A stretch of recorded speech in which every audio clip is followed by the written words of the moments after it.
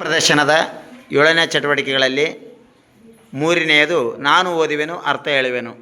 ಈ ಚಟುವಟಿಕೆಗೆ ಸಂಬಂಧಿಸಿದಂತೆ ನಮ್ಮ ವಿದ್ಯಾರ್ಥಿಗಳು ಪ್ರತಿಕ್ರಿಯಿಸಿದ ರೀತಿ. ಕನ್ನಡಕ್ಕೆ ಹೋರಾಡು ಕನ್ನಡದ ಕಂದ, ಕನ್ನಡವ ಕಾಪಾಡು ನನ್ನ ಆನಂದ, ಕನ್ನಡವ ಕಾಪಾಡು ನನ್ನ ಆನಂದ. ಇದಕ್ಕೆ ಅರ್ಥ ಹೇಳು.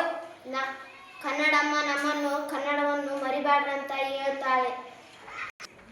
ಜೋಗುಳದ ಅರಿಕೆ ಇದು ಮರೆಯದಿರು ಚಿನ್ನ, ಮರೆತಾದರೂ ಅಯ್ಯೋ ಮರತಂತ ನನ್ನ. ಇದಕ್ಕೆ ಪದದ ಅರ್ಥ ಹೇಳು. ಜೋಗುಳದ ತಾಯಿಯ ಹಾಡನ್ನು ಹಾಡಿ ಕೇಳುತ್ತಾಳೆ.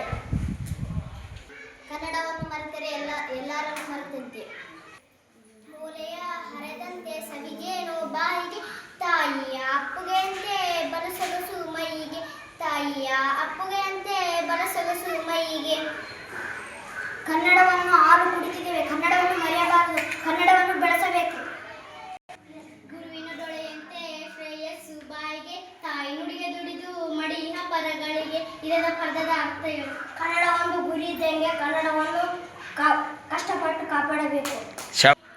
ದಮ್ಮಯ್ಯ ಕಂದಯ್ಯ ಬೇಡುವೆನು ನಿನ್ನ, ಕನ್ನಡಮ್ಮನರಿಗೆ ಮರೆಯದಿರು ಚಿನ್ನ.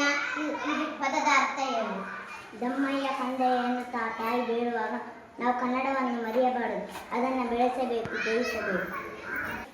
ಮರೆತಾದರೆಯೋ ಮರೆತಂತೆ ನನ್ನ, ಹೋರಾಡು ಕನ್ನಡಕ್ಕೆ ಕಲಿಯಾಗಿರನ್ನ, ಹೋರಾಡು ಕನ್ನಡಕ್ಕೆ ಕಲಿಯಾಗಿರನ್ನ. ಇದಕ್ಕೆ ಪದಾರ್ಥಗಳು.